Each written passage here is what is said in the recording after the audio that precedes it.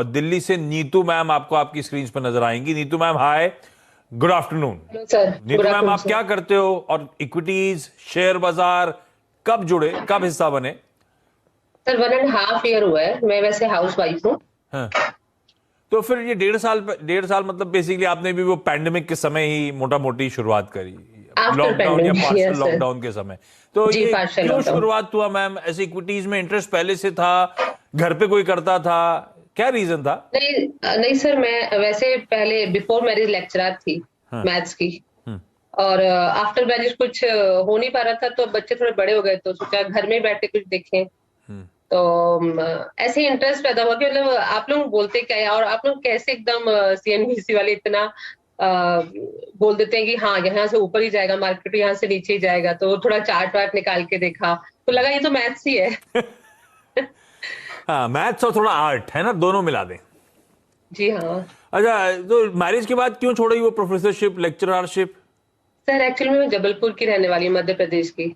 और हाँ। After marriage मैं फिर दिल्ली आ गई, तो किड्स हो गए, फिर उनको देखभाल करना और बस उसी में बिजी हो गए। हाँ, जबलपुर से आता है। आपने आज फुटेज नहीं दिखाया डायरेक्टर, जबलपुर का एक बहुत सा वाटरफॉल बहुत फेमस है, वो क्या यस सर। भीमबेटका? नहीं नहीं, सॉरी, भीमबेटका नहीं, क्या नाम? भेड़ाघाट। भीमबेटका तो भेड़ाघाट। भोपाल के पास। हाँ, जी। भेड़ागढ़ और धुआंधार, धुआंधार भेड़ागढ़ ना, धुआंधार। बहुत फेमस है जी। वो, गजब है वो बोट राइड उसकी। अच्छा, Neetu ma'am, India bulls housing finance already ले रखा है? यस सर, ये बहुत पहले ले रखे थे। और हाँ। करते करते एडजस्ट करते करते अबाउट 600 रुपीज अब है, मतलब 5,000 क्वांटिटी है हाँ। एट 600 रुपीज पे। 5,000 क्वांटिटी 600 रुपीज पे डबल्स हाउसिंग की। और ये तो कन्विक्शन इस स्टॉक के साथ हमेशा रहा, इसीलिए एक्यूमुलेट करते रहे, या फिर भाव यस सर। नहीं कन्विक्शन नहीं रहा है? नहीं, कन्वेक्शन था। और अब तो थोड़ा बहुत टेक्निकल सीख गई हूँ, तो अब तो लग रहा है कि हाँ जाएगा ऊपर। हाँ। बट अपना जो लो लगा कर आया उसको ना तोड़े। भाई लो लगा के वो ना तोड़े तो ऊपर जाएगा। गर्व ऊपर जाएगा क्या? मेरी 600 की खरीद है और मैं अच्छे खासे नुकसान में हूँ। 125 रुपए के आसपास ये स्टॉक काम काज कर रहा है। मेरे प्रॉफिट्स की होप तो छोड़ देते हैं, वो तो नजर ही नहीं आएंगी, पर लॉसेस मिनिमाइज होने की होप इसी स्टॉक पे बने रहने से है या इससे स्विच करने से है? बाजार में कब कौन सा शेयर खरीदना है और कब कौन सा बेचना है, अगर आपको इसकी जानकारी है तो आप भी कमा सकते हैं लाखों, और वो भी हर महीने। और एल्गो ट्रेडिंग इसी काम में आपकी मदद करता है। Buy, sell, stop loss, target, सब कुछ ऑटोमेटिक है। आपके अकाउंट में आएगा तो सिर्फ प्रॉफिट। और सिर्फ इतना ही नहीं, साथ ही आपको मिलेगा लॉन्ग टर्म वेल्थ क्रिएशन के लिए एक्सपर्ट द्वारा तैयार किए गए चुनिंदा पोर्टफोलियोज में निवेश का मौका। तो अधिक जानकारी के लिए अभी वीडियो के डिस्क्रिप्शन में दिए गए लिंक पर जाएं। यस देखिए, ओवरऑल सेटअप अगर देखा जाए तो सेटअप तो उसका वीक ही है। मल्टीपल टाइम फ्रेम्स में स्टॉक जो है, चाहे डेली, वीकली या मंथली कहूँ, इचिमो क्लाउड के नीचे है। तो क्लाउड के नीचे जो भी है, एक बार के लिए उसका स्ट्रक्चर वीक ही होता है। इसमें सिर्फ पॉजिटिव तो नहीं कहूँगा, लेकिन जो एक ओनली सिल्वर लाइनिंग ही कह सकते हैं वो है कि जो दो मेजर स्विंग लोस बने थे 85 के आसपास के, उसको सस्टेन करके स्टॉक ऊपर जा रहा है। पिछली बार भी यहाँ से आया था, तो यहाँ पे आप 85 के स्टॉप लॉस से होल्ड कीजिए, उसके नीचे का जगह आप एग्जिट कीजिए। ऊपरी लेवल्स पे मैं बहुत बड़ा अपसेट तो यहाँ पे नहीं समझ पा रहा हूँ कि यहाँ पे देखने मिलेगा, लेकिन जो स्ट्रक्चर अगर होल्ड हो गया तो कोई राइज अगर देखने मिलती है टुवर्ड्स में 200 225 तक एग्जिट के मौके ढूंढिए। तो उछाल में बिकवाली गौरव, फिर इसी में रुक के उस उछाल का वेट करूं, या आप होते, आप ऐसे, आप तो नहीं फंसते, स्टॉप लॉस लगाते आप, लेकिन फंस जाते मान लीजिए, तो इसमें वेट करके रिकवरी करने की कोशिश करते लॉसेस की, ऐसे स्विच कर जाते? देखिए, ये है ना, बहुत अच्छा प्रश्न आपने पूछा। यहाँ पे अगर मैं होता पर्सनली, अगर मेरा क्या होता, तो अगर मैं स्टॉप लॉस भले नहीं लगा होता तो मैं एक बार के लिए एग्जिट कर लेता। रीज़न ये है कि यहाँ पे जब मुझे उतना कन्विक्शन नहीं आ रहा है चार्ट्स पे, जैसे मैडम ने कहा कि वो चार्ट्स भी देख रहे हैं, तो अगर आप चार्ट्स देखें तो यहाँ पे इतना कन्विक्शन नहीं आ रहा है, तो यहाँ पे मैं होल्ड करूँ इसी उम्मीद में कि और स्टॉक ऊपर आए, तो मेरा एक अपॉर्चुनिटी कॉस्ट उसमें काफ़ी लग जाएगा कि अगर वो पैसा निकाल के मैं और से कोई स्टॉक में डालूँ जहाँ पे मुझे मुनाफा मिल सके, तो वो भी मैं नहीं डाल पा रहा हूँ कि मेरा जो कैपिटल है वो यहाँ पे ब्लॉक हो गया है। तो मैं यहाँ पे 2 साल 3 साल कैपिटल ब्लॉक करूँ और उस कैपिटल को यूज़ ही ना हो, फिर मैं जाके फिर एग्जिट लॉस में ही करूँ, तो एक अच्छी रणनीति नहीं होगी। बट यहाँ पे मैं सिर्फ ये कहूँ कि 85 का एक लेवल ज़रूर है जहाँ पे स्ट्रॉन्ग सपोर्ट है। तो यहाँ पे इसलिए मैंने कहा कि आप अपने कॉस्ट के लिए मत इंतजार कीजिए। अगर ये लेवल सस्टेन अगर हो गए और यहाँ पे अगर कोई वीकली क्लोज आपको देखने मिल गई 145-50 के ऊपर, तो एक स्विफ्ट अपसाइड आपको देखने मिल सकती है टुवर्ड्स 180। वहाँ पे आप एग्जिट के मौके देख सकते हैं। तो भाई 85 इसके लोज भी मेरे ख्याल से उसी जोन के आसपास के 85-90 के जो लोज लगाए थे। ठीक है मैम, फिर आपका कॉल ये रहा। गौरव की बढ़िया सी राय आपके स्टॉक पे। लुधियाना जा रहा हूं, डॉक्टर अनुराधा कुमार आपको आपकी स्क्रीन पे। अनुराधा मैम, ये डॉक्टर मतलब ये पढ़ाई लिखाई वाला या वो इलाज वाला? हाँ, पढ़ाई लिखाई वाला है जी। मैं साइकोलॉजी की स्टूडेंट हूँ। लो, पीएचडी वाला मामला है ये तो। जी जी जी। आप पढ़ाते हो मैम? पढ़ाते थे? मैं अब तो नहीं पढ़ाती हूँ। हाँ। अब तो कंसल्टेंसी है चल रही है। हाँ। और पहले 4 कॉलेजेस बनाए हैं पंजाब में। अरे वाह, Founder आज principal। सब टीचर्स, प्रोफेसर्स, लेक्चरर्स नजर आ रहे हैं यार। मुश्किल दिन है मेरे और गौरव के लिए। अनुराधा मैम, आप कब से शेयर बाजार से जुड़े हो? ये जब आप प्रैक्टिसिंग थे तब से जुड़े या बाद में जुड़े? नहीं, पहले 92 में मेरे हस्बैंड थे। उसके बाद उन्होंने, फिर हम लोग करते रहे, लेकिन मेरा कोई इंटरेस्ट नहीं था। पर लेकिन आफ्टर जब ही बिकेम वाइस चांसलर, तो then I thought I must also participate in after my lecture. जब मैंने प्रिंसिपलशिप छोड़ दी तब मैंने ज्वाइन किया ये।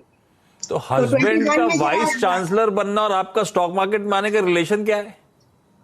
वो उनका था कि मैंने जॉब छोड़ दी थी। हाँ। तो फिर ये था कि अभी घर में this was the best thing to do. Husband vice chancellor, ma'am professor, lecturer, बाप रे बाप। ठीक है अनुराधा मैम, तो फिर ये जो आपने कॉल लिया कि this was the best thing to do, जब से आप आए इक्विटीज में कैसा रहा? आप स्टॉक कैसे चुनते हो? खुद की सेल्फ स्टडी है या कोई ब्रोकर वोकर हेल्प करता है आपकी? No broker, no nothing.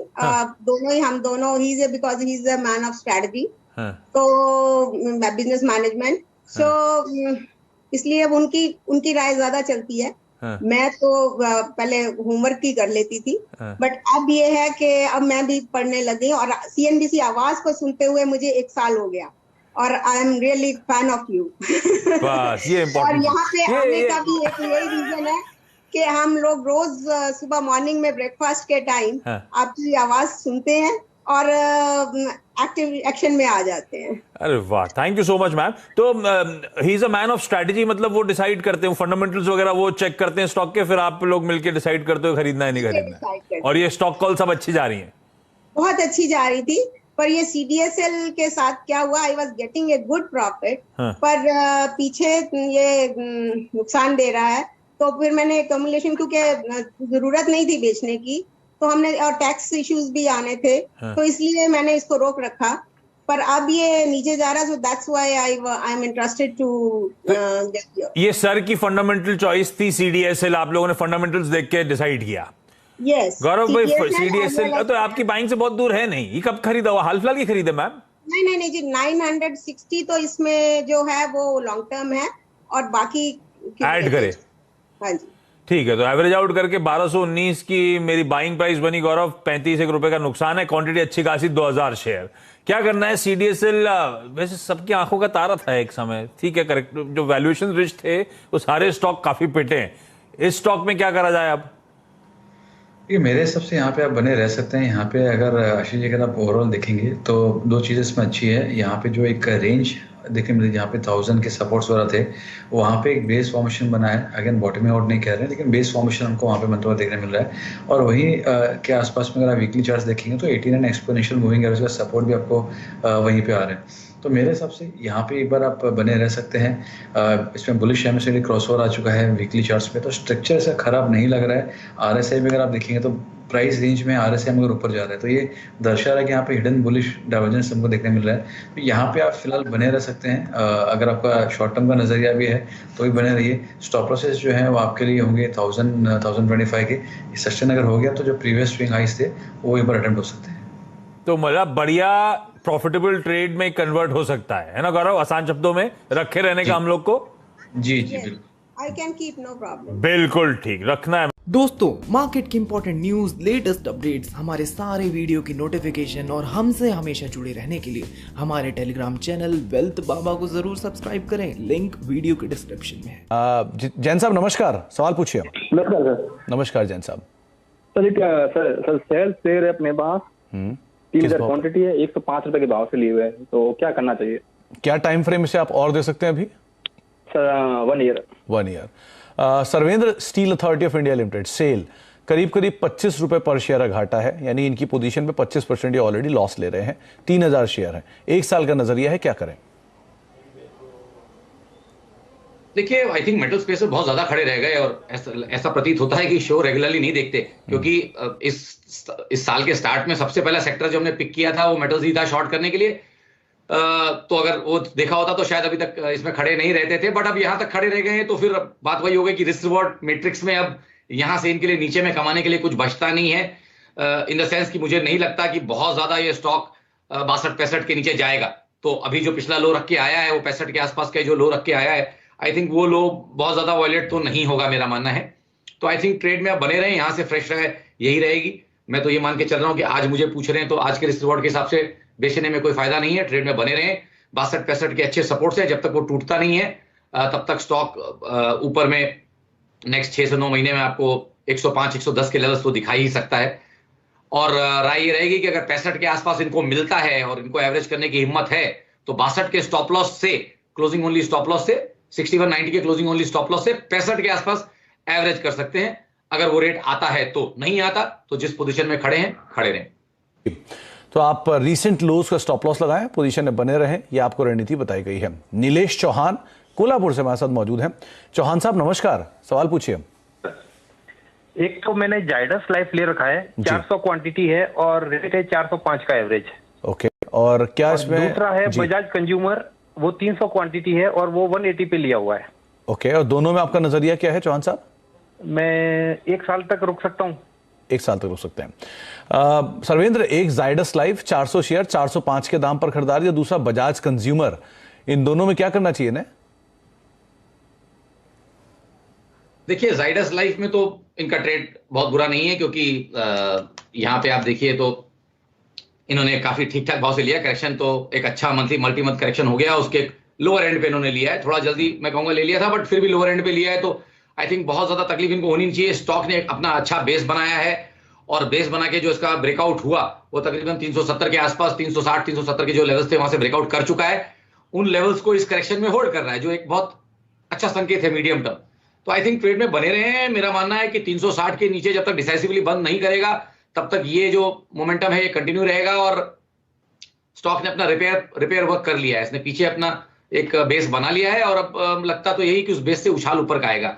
Targets जो मुझे दिखते हैं इमीडिएट बेसिस पे नेक्स्ट 3 से 6 महीने के लिए, वो मुझे जाइडस में दिखते हैं तकरीबन 420-440 के। तो आई थिंक डेफिनेटली इनके प्राइस और इनके प्राइस से थोड़ा ऊपर आ जाएगा, तो ट्रेड में बने रहें। जहां तक रही बजाज की बात, यहाँ बहुत स्ट्रॉन्ग व्यू तो अभी नहीं है, बट थॉट यही है कि ट्रेड में यहाँ पे भी बने रहें। आई थिंक यहाँ पे भी एक मल्टी मंथ करेक्शन कंप्लीट हो चुका है, तो इस साल का जो वर्स्ट पॉसिबल था मेरे हिसाब से इस स्टॉक के लिए हो गया है। तो ट्रेड में बने रहें। और यहाँ जो मुझे इमीडिएट टारगेट्स दिख रहे हैं वो तकरीबन दिख रहे हैं 175-180 के नेक्स्ट 3 से 6 महीने के लिए। तो यहाँ पे भी ट्रेड में बने रहें। दोनों ही ट्रेड्स में बने रहने की राय आपको दी गई है, बजाज कंज्यूमर, जाइडस के अंदर भी। देवचंद ताना जी हमारे साथ मौजूद हैं मालेगांव से बातचीत करने के लिए। देवचंद साहब नमस्कार, सवाल पूछिए। नमस्कार। नमस्कार नमस्कार सर। सर सवाल पूछिए।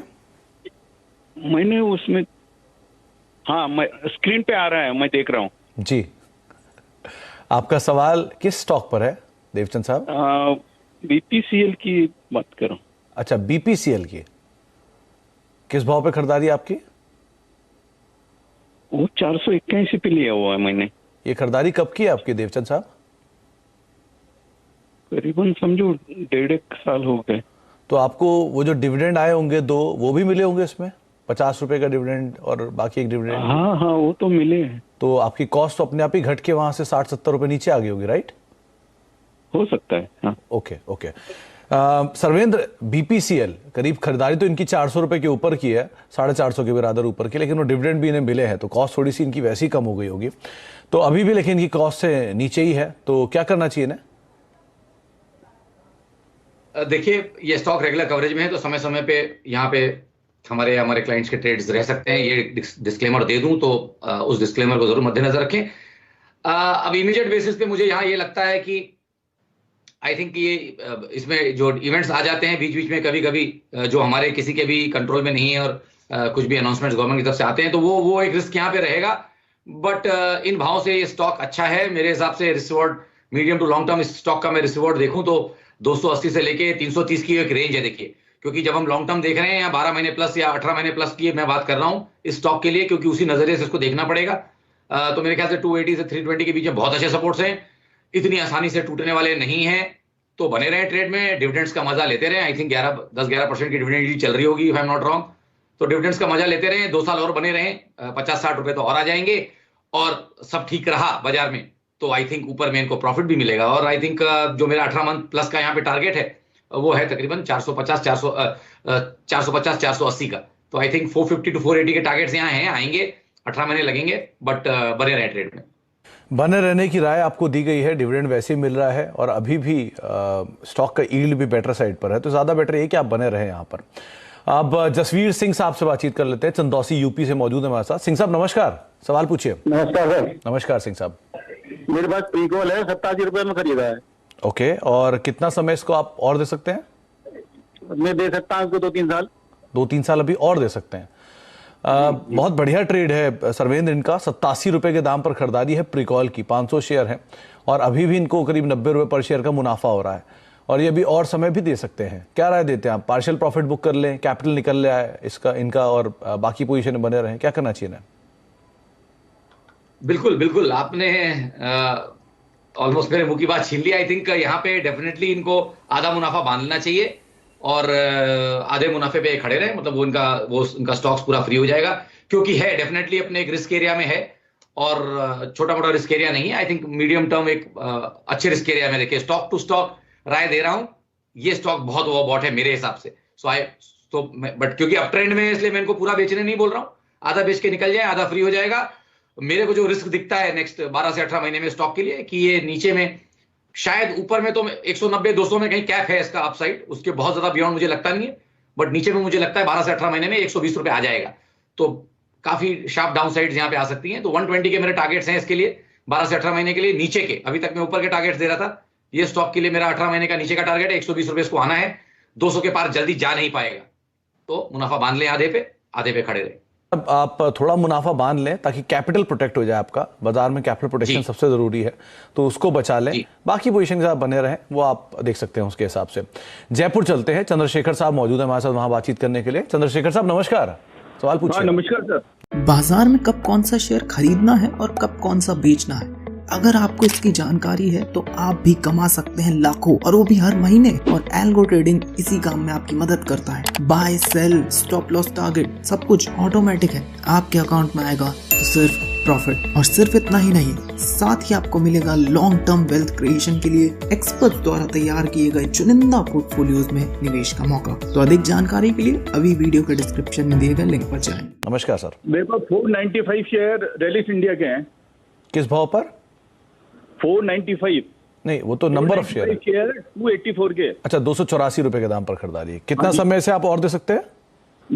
समय तो मैं लॉन्ग टर्म होल्ड कर सकता हूं इसको। ओके सर्वेंद्र, 225-26 के स्तरों पर अभी रैलिस का कामकाज कर रहा है, घाटा है 50-60 रुपए पर शेयर का, 500 शेयर है, क्या करना चाहिए ना?